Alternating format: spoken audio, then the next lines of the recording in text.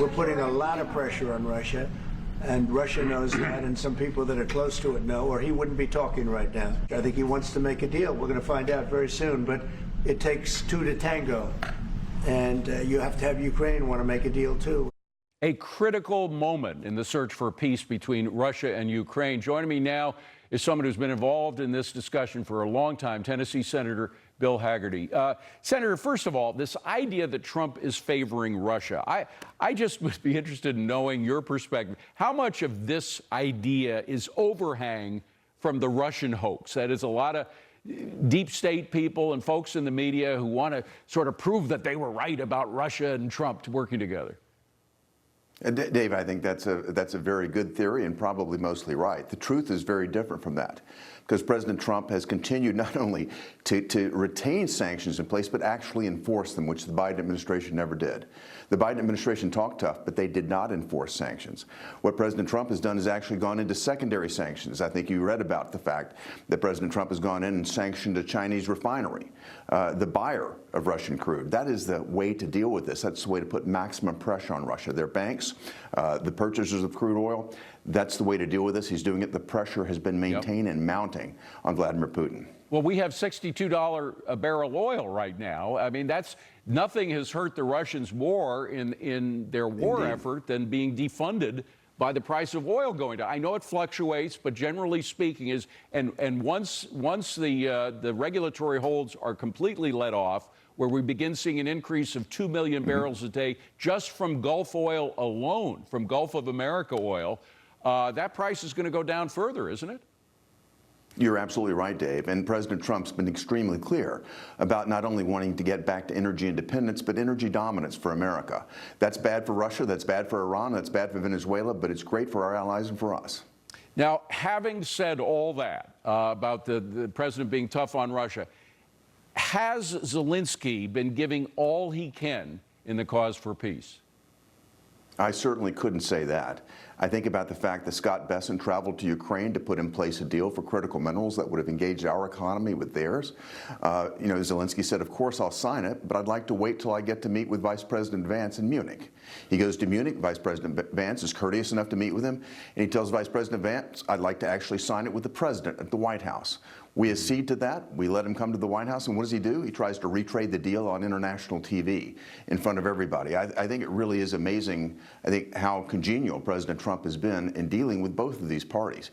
He wants to bring this to an end, and I'd like to say this, Dave, every week this waits, we're losing roughly another 5,000 lives. It's time for both parties, Russia and Ukraine, to get to the table and bring this to an end. By the way, I know it's water over the bridge, but that meeting, we were just running clips from that famous meeting in the Oval Office between Zelensky and Trump.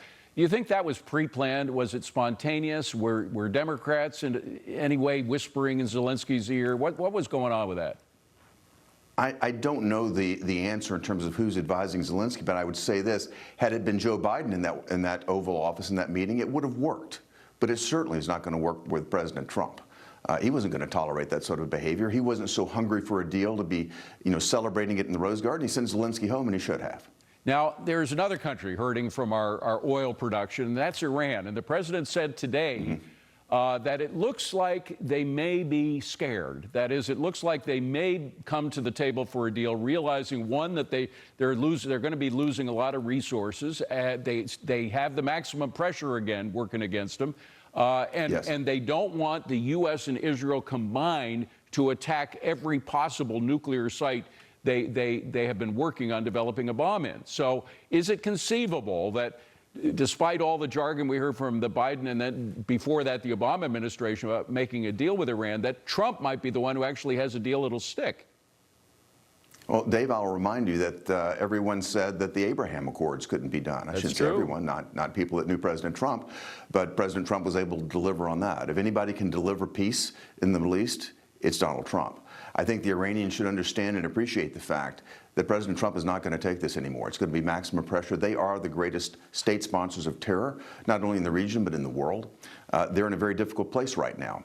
You mentioned, Dave, oil prices are coming down. That's not good for Iran. Right. We start enforcing sanctions rather than just talking about it the way the Biden administration said, that's not good for Iran. Their economy is in a tough spot right now. Now is the time to negotiate. Now is the time to end this program of terror, to end their nuclear program, and bring peace back to the Middle East. Finally, Senator, China.